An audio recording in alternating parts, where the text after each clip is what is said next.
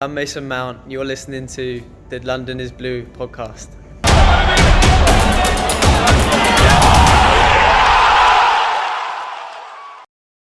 And welcome back, Chelsea fans, to part 2 of the Manchester United match review. It was so good, part 1. We just wanted to come back and do more, Dan. You know, it was that much fun talking about a 4-0 loss opening match of the season. Well, it's the hope that blooms afterwards. It's the eventual goodness that is going to come from a absolute slapping across the face. And I think, though, Brandon, we had to make sure that Nick was here to air some grievances and get back in the happiness party, because we know he was already the owner of the darkest timeline this season, and we can't have that anymore. You know, we need to help the positivity. Welcome, Nick.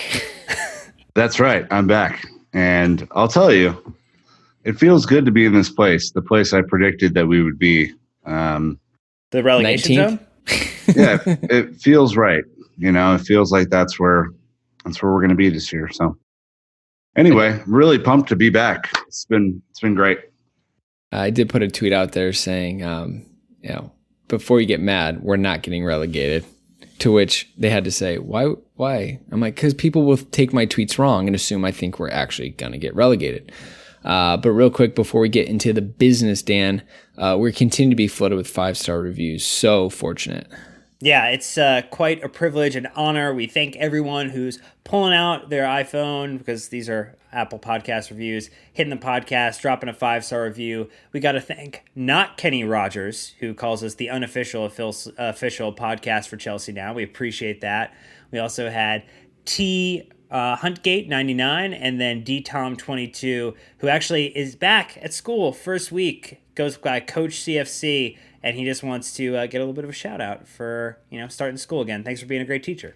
I love it. Appreciate you all putting the 5-star review in the Apple Podcast app. It's worth a shout out. Same with new Patreons. We had 28 or so yesterday. We have 3 more today.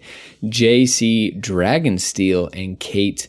We will see you in the Discord server. And why that's important is because in part 2, if you're a new listener with us here, part 2 is just a deeper dive into the match review. All right. And where we take a lot of our inspiration from for that deep dive is right from Discord. We have a questions thread there. And after every match, our listeners on Discord can put their questions in, and we pick out the ones we feel are a good representation of the deep dive. So that is exactly what we're going to do, is use these questions to get into the business a little bit. And we get to find out what Nick really thought about Sunday's match, because minus a few mysterious tweets, we really didn't get much from him. So he was also, and I can speak from experience on this one, he was very hungover from a lake weekend. So there wasn't a whole lot of tweeting and or much motion happening at the old pub. There's a lot of sitting and a WLT to make me feel better. All right. Well, here's your chance now. You're in good spirits. First one is Rudiger +1 ? So Logan asks, who do you think will pair up with Rudiger when he gets healthy? After today's defensive performance, I wouldn't mind seeing Tomori get a shot. I mean, Nick, what a better way to start than a huge hypothetical. Assuming Rudiger's number 1, who would you pair with him? Potentially Fikayo Tomori? I don't know. I mean, I don't. I'm sure you guys. I don't listen to this podcast, so I'm sure you guys talked about it yesterday. But I thought Christensen actually played pretty well for the most part, and I liked his distribution. It seemed that he and Zuma didn't quite have like the connection going across and playing out of the back, but Rudiger and Christensen played together last year. They might do the same this year. I mean, I would love to see Tomori get a shot. Given what the back line did yesterday, everybody's job should be up for grabs, in my opinion. So I just hope, Dan, there's some healthy competition and that we get the best and the brightest that come out of it. Yeah, I don't think Tomori is the right answer, at least unless he has an amazing jump from his season at Derby. Again, we want to make sure we think about how much youth we add into the squad. I think the thing that you get with a Christensen-Rudiger pairing is confidence in their ability to play in the Premier League. mean, again, Christensen was one of our best defenders until a mental lapse of Barcelona seemed to break his brain, and he's been working back from that. Looked the best of the two center backs yesterday, although I will admit, looking back at some of the stills that people grabbed from the match, there were a couple times where Zuma was caught 3-on-1, and basically I don't know how you stop that. And part of that is the positioning of that midfield too in Jorginho and Kovacic. So, yeah, Brandon, I think it's probably a Christensen-Rudiger pairing. Again, people like Tomori will get minutes, but that's going to come through the fact that we have several competitions we'll be competing in this season. To be fair, a lot of those stills can be extremely misleading. And I know I brought up Newman's screenshots from the game, but I'm looking forward to a little bit more of the video analysis to give us some context. That being said, 3-on-1 is pretty bad. You can't really get around that. So to me... Oh, no, they can. It's just the opposing team. They get around very easily. Yes, that's the point. That's how math works, though, Brandon. You should look into it. I only do economics. I do not do math. Inside joke, sorry. When it comes to pairing up with Rudiger, it really depends. I mean, your option with Tomori, again, I didn't watch Derby last season. I'm assuming he's physical. I'm assuming he's tough. I'm assuming he goes into a hard tackle. That's very similar to Zuma. That's very similar to Rudiger. So the question is, do you have two really strong rocks in the back, or do you pair him up with more of a ball player? Let's also not forget that Rudiger now, in my opinion, has the best 60-yard crossfield ball on the team now that Luis is gone. He really did good work in that arena last year. So it's not as if Rudiger is incapable of playing the ball out of the back. He's just not David Luiz. And I think that's what, people kind of have to understand, that he is in the middle of the Zuma Christensen matrix, Brandon, where, one is definitely more of a finesse ball playing, accurate passer, and the other is just an incredible, strong, really good on set pieces type of athlete. And it's, there is a balance. I think he's probably the closest thing between those two, though. It's true. And I mean, he's not afraid to hit it.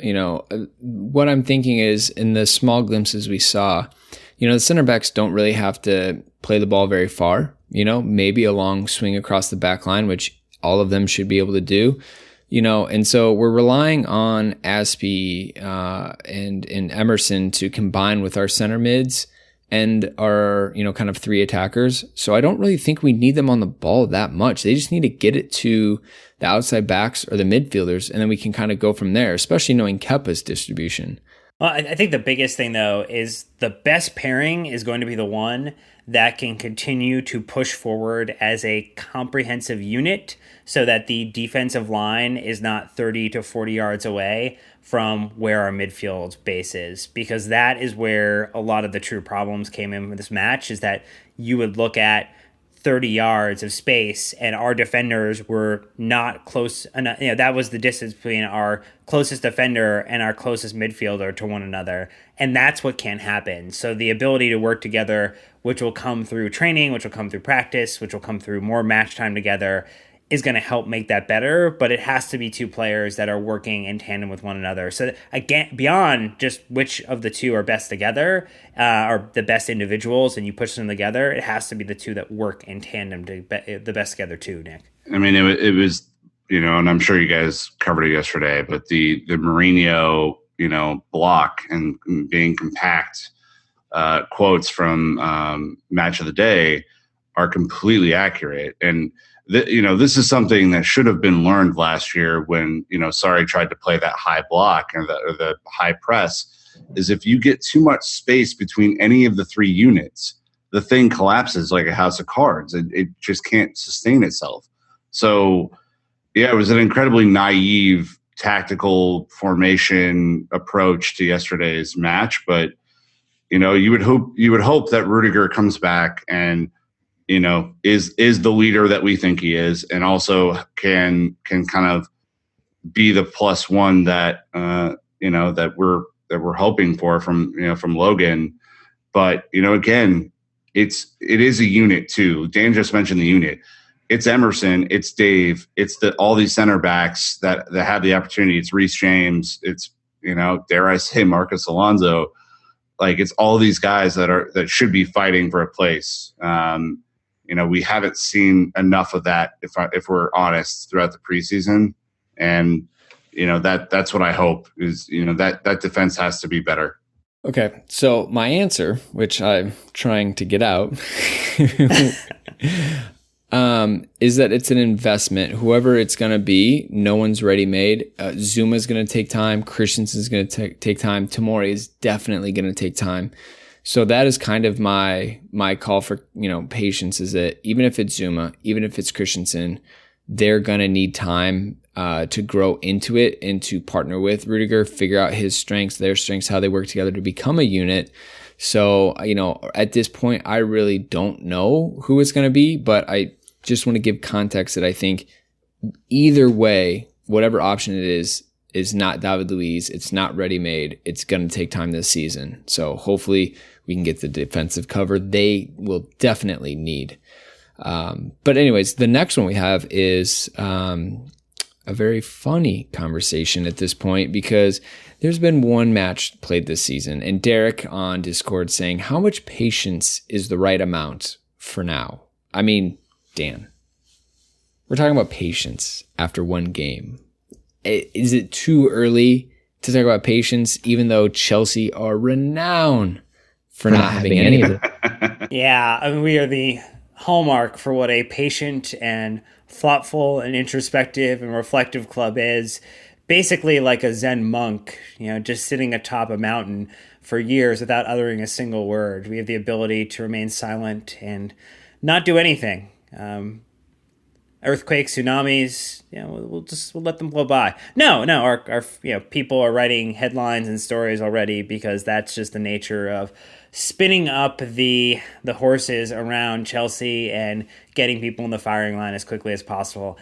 I think the patience ultimately should be pretty much limitless this season, given the circumstances, given the immense handicap. I think the things that I would look to put in place as success criteria for this season, and again, we can only take an understanding what the club deems success to look like this season, I think is going to have to be is, have you, in all of this, been able to make 2 to 3 players that have come through our academy first team players? Because a English player on today's market that is a starting player in the Premier League, just look at Harry Maguire, goes for £80 million. Like, that is stupid money. And so if the club at times has looked to figure out how to make money, and they're not going to be able to sell some of these players, or they want to eventually sell them in the future, because that has been a part of our business model, that is something that is going to require patience, because we're going to see performances like yesterday where we get the opportunity to watch players like Mason Mount grow into the moment, like Tammy Abraham grow into the moment. I mean, the only thing that we couldn't accept is going down this season. I don't think that's going to happen. I don't think that's going to be where we stay for too long. I think we will finish top 4. But I think that's the type of patience people have to have, Nick, is just the perspective of where we are and what the moment is. Yeah, I mean, look, if we lose our first 13 matches 4-0, color me worried, okay? Color me concerned. I don't think that's going to happen. I do think it's going to be a rough August and September, though. And as a fan and as a supporter, as a person who goes to matches or goes to the pub in the States to watch the matches wherever you are, you have to go into this early part of the season realizing that 7 preseason matches and a bunch of upheaval in the preseason, especially the David Luiz thing at the end, is not enough to just roll in and pretend like you're going to win the league. It's just not enough. Frank has a lot of work to do. And, I loved his interview yesterday. I think that he gave me a lot of confidence that, he was seeing the game the way that I saw the game without most of the theatrics. It reminded me a lot of those old school Mourinho press conferences, Brandon, where, he would just immediately say the 4 or 5 things that like everybody knew, but in a ton more detail and with a lot more clarity. this team needs your patience. This team needs everybody to just chill out for a little bit and let it get ugly. It's like the first time you grow a beard. You have to let it get disgusting before it looks good. And we're going to have to go through that a little bit. So to me, you have to have patience into at least the second match because at least. Well, listen here, right? Because it all matters how you respond. What do you change? How do the players react? Do we see progress? As you said, if we go out and get absolutely rolled by Leicester, and then we get rolled, and we see the huge gaps between the defensive. We see Zuma giving up penalties. We see Pedro passing the ball relentlessly to the other team. Tammy unable to hold up the ball. If all these things continue to happen, concerns, the sirens will go off. The red flags will go up. But as you mentioned, Frank acknowledges he saw what happened. He unfortunately doesn't even have a full week of training. He really has like 2 days worth of training because of the travel to Turkey and back for the Super Cup. We need to see improvement. And so, like I said, at a minimum, you have to give someone 2 games because you have to see how they respond. And I think that's what owners and especially Roman and fans always look at is what do you do in a run, right? The Premier League, they always show your form over 5 matches.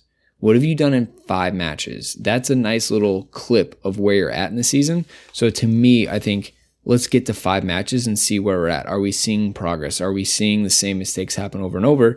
And then we can give a little bit of a judgment and analysis in that sense. But holy smokes, yes, worst case scenario yesterday, barring any injuries. I've gone on the record many times saying that. But you got to give him a chance to change it and redeem himself. And the players a chance to redeem themselves too. And I hate to sound like an asshat on this, but what other choice do we have?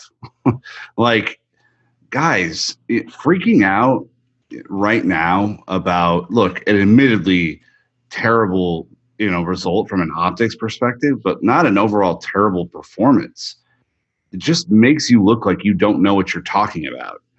And it's not to say that we're the only right voice out there. It's to say that there are just so many things to look forward to this season that if you shit the bed now and you get all upset, then I'm going to have a really hard time as a fan accepting you when you come in and celebrate later on when we do something good.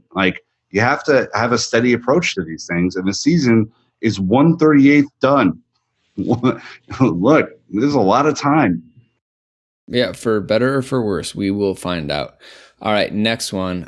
Getting a little bit of steam, Dan, is Jay Wheel asking, is Azpi, and as in Azpilicueta, in serious jeopardy of losing his spot altogether when Reece James returns? I heard murmurs of him moving to the left or even to the center. Trying to stay positive, but I think we can all admit he started to decline last season, and today was not good enough from him defensively. You, sir, are pushing these Azpi to left back murmurs personally. Well, I think it is as simple as looking at Frank Lampard's interview after the match yesterday, and he calls out Reece James by name as one of the players who isn't in the squad yet, who needs to come back from injury.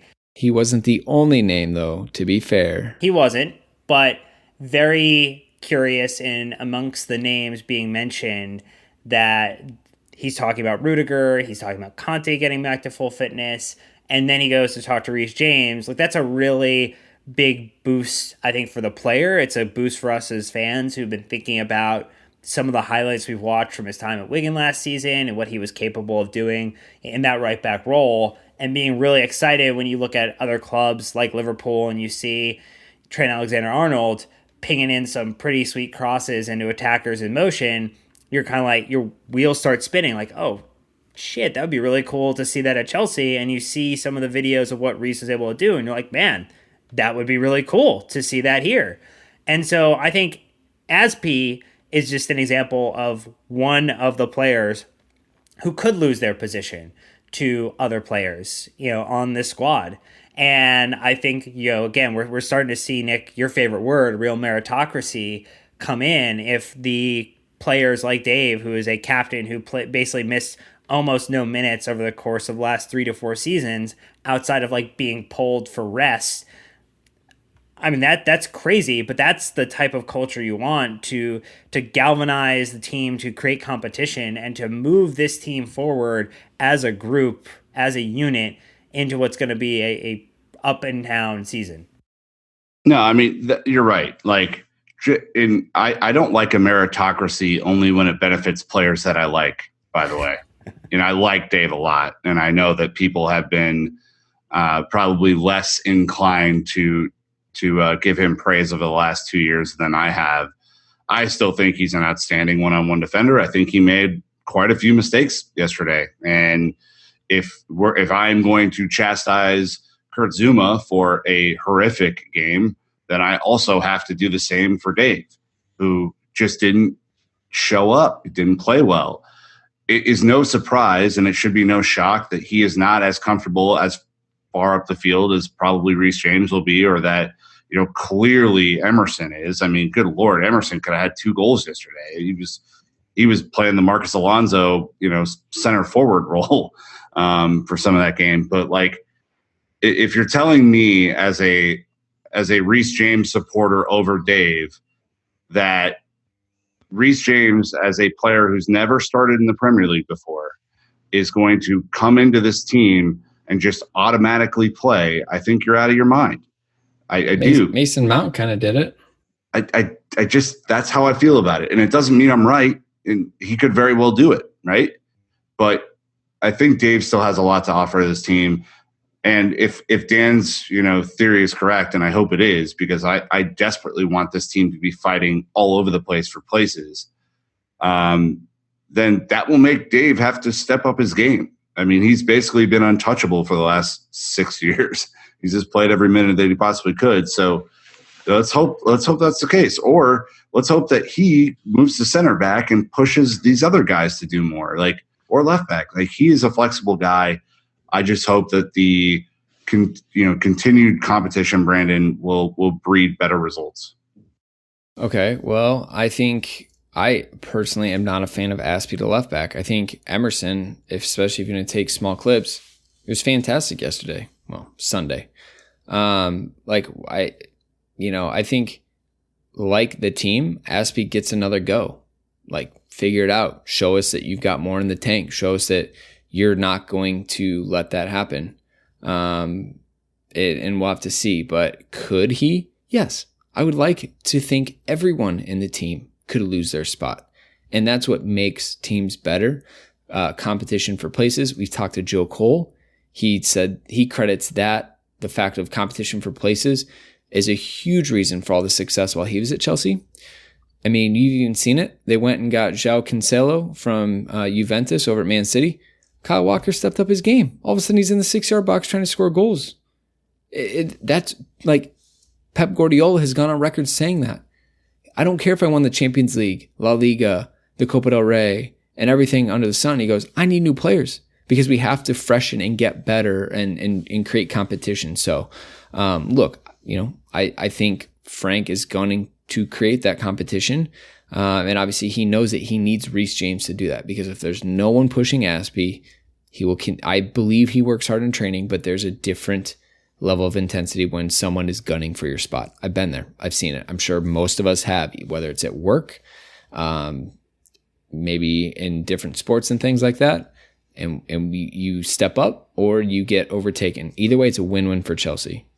Next one up from Miles says, Chelsea started off well, but do you think overconfidence in pressing got us opened up between the midfield and the defense? Or was our defense just flat out poor and we should continue pressing as high as we did today? So, two-parter, Nick. One, I don't think it's overconfidence in pressing. I think that's the tactic. The tactic is to press them in their final third so we can get it back in their final third. So I don't think it's an overconfidence. So the second part, though, was the defense just flat out poor. Again, we thought it's a disconnection. I love watching Mason Mount and Pedro and Tammy.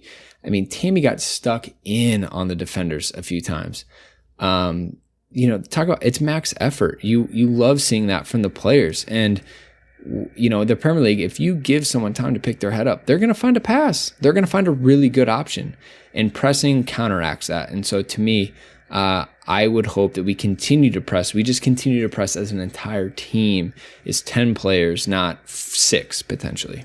Yeah, I mean, it's where the block is, right? If you're going to play a high line, there are inherent risks that come with that. And there are a lot of rewards. We played the whole first half in Manchester United's half. I mean, and you had Mason Mount buzzing around. You had Ross Barkley buzzing around. You had Tammy Abraham showing some relatively good movement, I thought. And I've been kind of skeptical of his movement to this point, but I thought he played relatively well. If you're going to do that, the risk and the tactic is that your back line has to be so in sync that they know when to step, that they know when to drop off, that they are prepared to cover a really big amount of ground, Dan, between essentially the halfway line and Kepa. And right now, I'm not sure that they're there. And I think that's what scares me. If you play a lower block, that you might have less mistakes, but maybe less goals on the other end. Yeah, you can't be the defender, like Aspie's case for this match, who plays the one player on side and allows that pass to cut through. I think the other challenge is, when you have a midfield two of Kovacic and Conte, because that at this moment is what that midfield two should be, as long as it's a 4-2-3-1. That is going to instill a little bit more confidence in me that we can actually maintain that line, that we'll be able to bring that defense closer, because we know we'll have 2 players who will be able to get back enough quickly to support. And I do think Jorginho was a little exposed in this match for his pace. And I caveat that by saying, because the moment you say something about Jorginho online, unfortunately, you get a lot of negative criticism. He did a good job disrupting some stuff around the box, but it shouldn't have gotten back to the box. It should have been something where his pass hit the first man. His pass wasn't in a position that was playing someone into danger. That happened once or twice in the match that I can remember off the top of my head. And that's where I think, again, the synergy between that midfield 2 and that back 4 needs to be in concert, because right now that is the problem with us pressing, because they were getting chipped, they were getting passed through, there were acres of space for attackers to move through, and if you're going to give up that space, you absolutely should lose a match in the way that we did. With Jorginho, he did make some basic mistakes of not letting your man turn behind you. He was trying to jump the pass and ended up letting them turn and essentially beat him. When you're in that situation, you need to stop the attack, make them turn or go sideways. And unfortunately, it just didn't happen enough against United. But again, learn and get better, which is a perfect segue right into Aerith Muggles' social challenge question. What were some new positives from our opener that weren't apparent from preseason?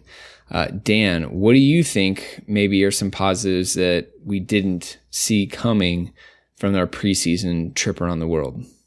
Well, we did get a chance to see Aaron Wan-Bissaka last season as a excellent one-on-one defender.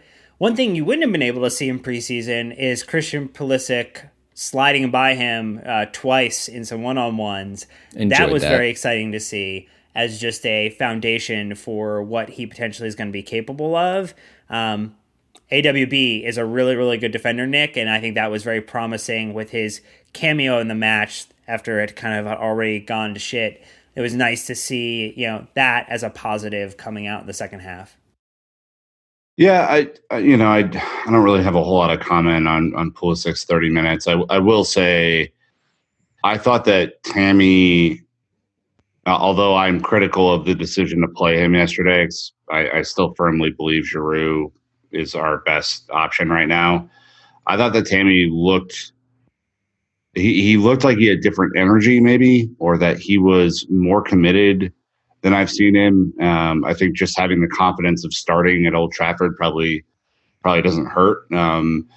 But his movement was better than the preseason. I was expecting something a little bit more traditional, but he was certainly making some darting runs. He was trying to mess with the center backs. I think he gave Harry Maguire a lot, maybe not more than he could handle, but a lot to consider. And it was unfortunate that, we had a couple go off the woodwork, and, he certainly smashed one against the post as hard as one can do.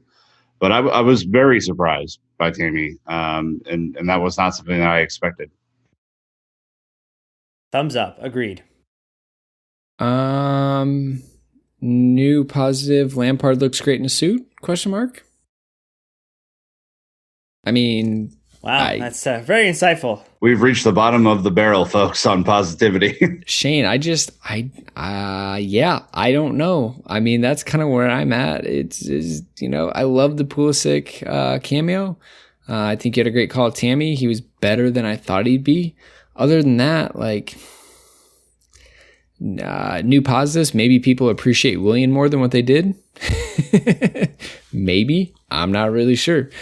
Emerson finding so much room is a huge positive to me, because again, give him space, give him his left foot, and he is maybe just as dangerous as Marcos Alonso going forward without the absurd calamities at the back. Hopefully. I don't know. You would hope, right? I think he still has a lot to work on positionally, but I mean, man, the one he ripped off the top of the bar that De Gea had no idea about. I mean, that's just a pure rocket. As a goalkeeper, Brandon, you're not stopping that, regardless of how many tries you have.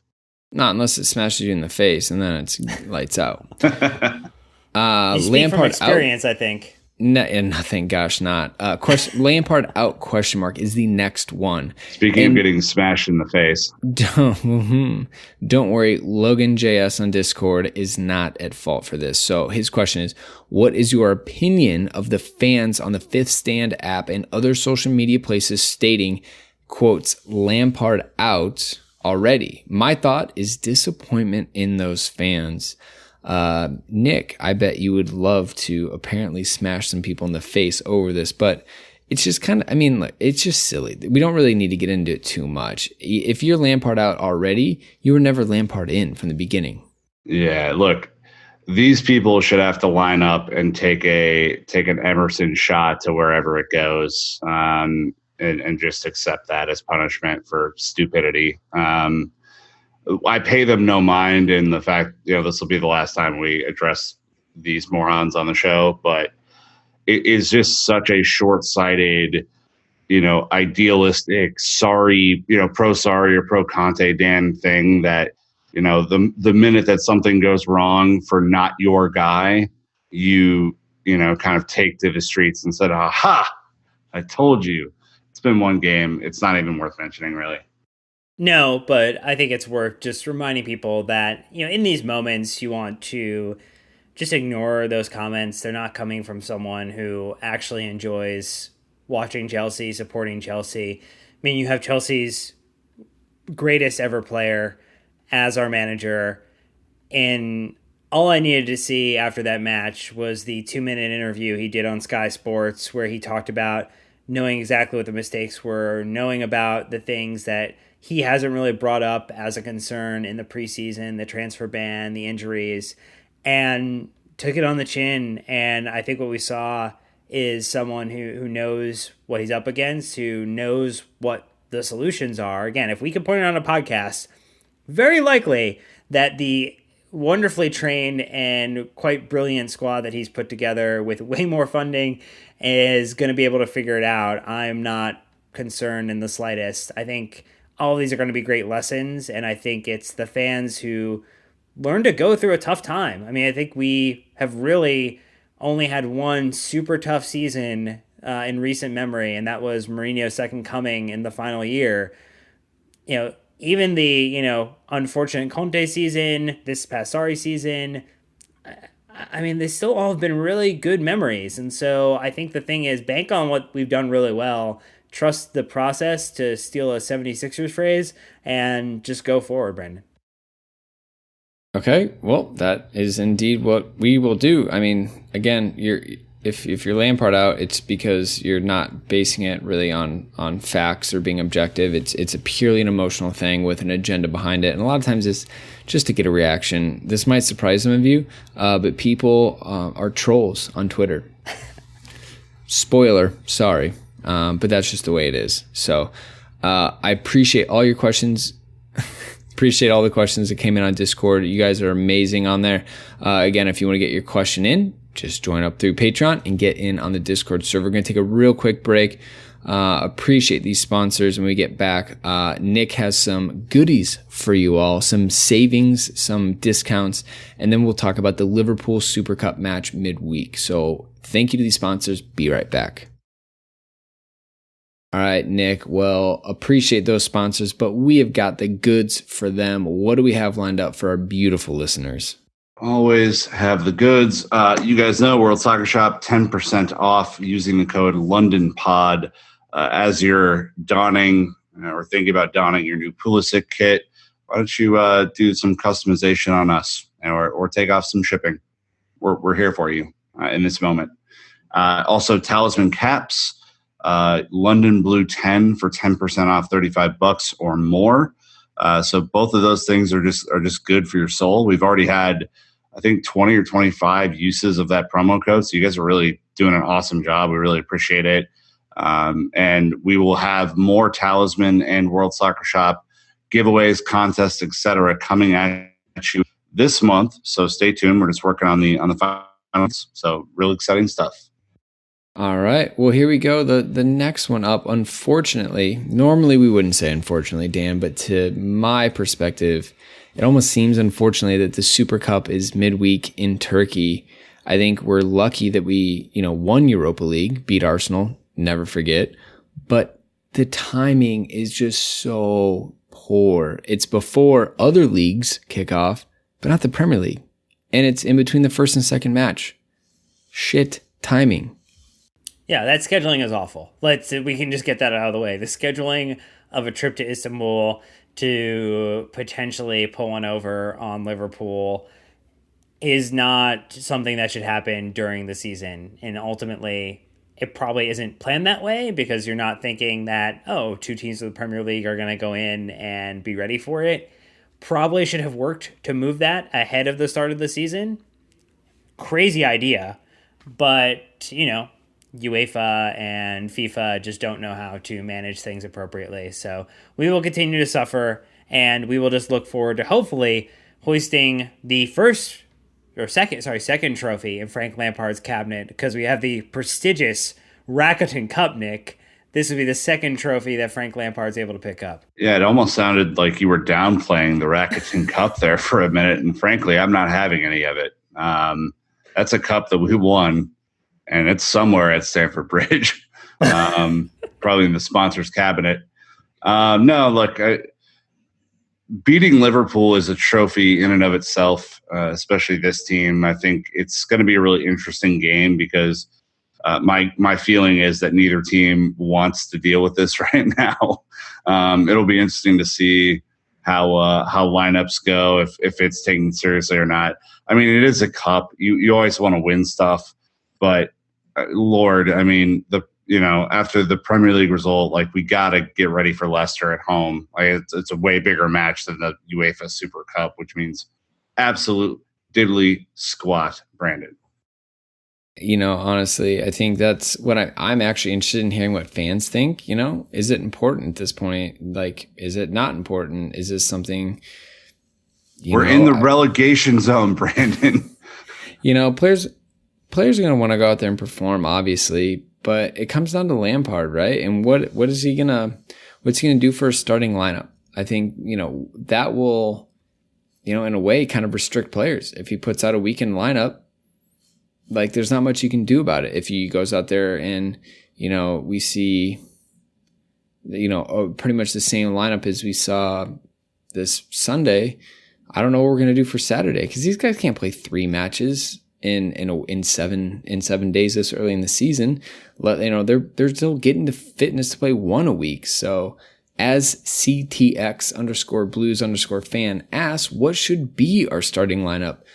for this midweek match, especially the backline wants to know. And in this worthless Super Cup game, knowing that the game Saturday just got more important, need to beat Leicester. I mean, Nick, the game's on Sunday, but details. Hey, details.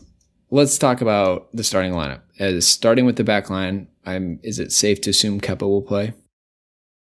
I think it is not safe to assume that Kepa will play. I think Willie C, another hero, will get the start in goal. I do. I don't know. I do. But this is a Nick doesn't take this game seriously lineup. And I think for a backup goalkeeper, like we need to give him minutes to keep him sharp, and that's a really great opportunity to do so. Anyway, so I got Willie C. Yeah, it's going to be Kepa between the sticks. I don't think, especially in a match where the second choice keeper for Liverpool is going to be playing in Adrian because Alisson is going to be out for several weeks, which is very interesting for their defense. I think you go with your strongest hand here. Kepa played almost all the matches he was capable of playing last season. I think it's pretty, outside of one or maybe two of the domestic cups initially, I don't know if we'll see Willie that often. And I honestly hope we don't have to see him, because that means Kepa is in fine form and doing the Lord's work. Well, we have to just run through this. Dan, just finish your lineup. I don't want to just hear about goalkeepers. Well, it was all for you, Brandon. It was really, goalkeepers union showing out, really diving deep into what they're able to do and not do. I think you will see Azpilicueta, Christensen, and Zuma along with Alonso. I think you'll see Kovacic and Jorginho. I think Kovacic is going to get asked to do a lot over the next 3 games. He'll start all of them because did not seem like Conte was at full fitness. I think you'll see Mason, Pulisic, and Pedro with the thought that William will come on and William will play on Sunday. And then I think you'll see Mishi start up top. All right, Nick, you want to finish your lineup? I do. Thank you for asking. I think, my guess is that Dave gets the start. I think it will be a combination backline of, I think Zuma has to play. I think he has to redeem himself. So I would put Zuma back there. And then I would also, I'd put Tomori back there, to be honest with you. See how they work together. And then I would, I guess I'd play Alonso, although the thought of him up against Salah is not good in my mind. So there's that. Midfield of Jorginho, Kovacic, and then I think your front 4 consist of Pulisic on the left, Mount, and Pedro, and then Giroud starts from me, just to give him some quality cup minutes, and that's how it goes. But I would agree. Cameos from Barkley, Willian, and Mishi for me. So I'm thinking Azpi because he's captain, so he'll go out for ceremonial reasons if nothing else. And then I've got Tomori and Christensen in the back because I think he will put Zuma back in at the weekend. We still have Zaps, baby. Don't forget about Zaps. Geez. So maybe Azpi goes to the left and Zappacosta plays on the right. I think that might happen, actually. I literally forgot about Zappacosta. It's one last window shopping opportunity. So, and then your defensive mid, I think it'll still be Jorginho and Kovacic. You wish it was Conte. You wish you could say Conte, but he pulled up a little bit. He pulled up a little bit. Right. That's the thing is like Bakayoko and Zappacosta are going to leave in the European window, but they haven't. Is it one of those weird things you call them up for this random match? But the problem is it doesn't really help the team except for saving some fitness. So It scares me having Jorginho and Kovacic play all these matches in such a short time. Am I missing anyone on the roster? I mean, there's got to be more depth for those guys, right? Well, I mean, the other thought could be that you play a diamond. So if you did the diamond, you'd likely have Jorginho, Kovacic, Barkley, Mount, and then, flanked up top with like Mishi and Giroud or some combination thereof. But then you'd almost certainly would have to play. You'd have to play Alonso and not Zappacosta then, in my mind. Yeah, I think, I don't know. We'll have to see. But I definitely would like to break those two up a little bit if there's any way, but I'm not obviously going to sacrifice, Conte's fitness at this point. So it just is what it is. So then moving forward, I would say, I think Pulisic starts now, whatever. I think, you've got, Van Ginkel's still in the squad? No chance he traveled. It'll be Jorginho, Kovacic. Man, our midfield seems thin all of a sudden. Willian did travel, but I don't think he's going to play. So I think you're going to If he plays, he'll come in as a sub, which Right, I think is very likely if you think that he might play on Sunday to give someone like, Pedro a rest. And then... Yeah, I think Mount, Pulisic, and Pedro, and then Giroud up top. I mean, I think Giroud's a lock. But all of a sudden you're looking at this and like Frank's hands are kind of tied on this one. And you're like, shit, this is not great. I looked at the prize money for last year's Super Cup. Whoever won got 3.5 million euro. Whoever got runner up got 2.5 million euro. And I know 1 million euro is life changing for most of us. It's not shit for them. Mbappe fund, baby. It's all going into the Mbappe fund. Anyways, my point is that like it's not a lot of money for these teams. And so, there's not a lot of incentive. I mean, I think we took it a hell of a lot more competitive when we played Atletico, but that didn't go well. So I don't know. Everyone, let us know your predicted lineup. I mean, what else is there to talk about? You can't really talk about, Liverpool's form. They've only played one match. I mean, keys to success. Don't make mistakes. Don't give up penalties. Duh. You're going to have, hopefully Liverpool plays their B team as well. It's so important to not get injuries and focus on fitness. It's still early in the season. It's all about the midfield, Dan. It's all about Jorginho and Kovacic. To me, if you have a chance to beat Liverpool, you do it through the midfield. If you control the midfield like City's done to them and, lesser teams like Newcastle have done to them, then you have a chance. I mean, if you let their midfield have open passing lanes to their front three, that's when it's game blouses at this juncture. So it's all about the midfield. Yeah, I think if I'm looking at Liverpool and I'm thinking about it from their perspective, they were centimeters away from potentially winning the league last season. If I'm Jurgen Klopp and I'm a Liverpool supporter, yes, I want to win every game, but I am also more concerned about the Premier League. And maybe there's a little mentality shift there that we can capitalize and take advantage on if we go out and score quickly and put Liverpool on the back foot.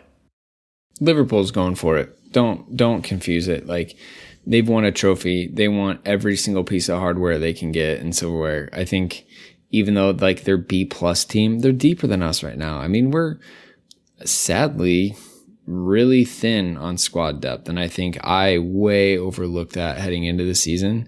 And I think this match is one of the worst things that could happen to us right now. I mean, obviously, if we would have won the United game, great, we would have felt better, but we still don't have squad to rotate. We still have to play most of our players. They're going to play Sunday. It's okay. We're going to win on penalties. Kepa's going to get us through, and we'll lift another trophy. It's all good. All right. Well, let us know what your lineups are going to be. Let us know what your thoughts on this match is. But you know what? That's it. We're going to wrap on that. Ladies and gentlemen, listeners, you are the most amazing people out there. We appreciate you so, so much.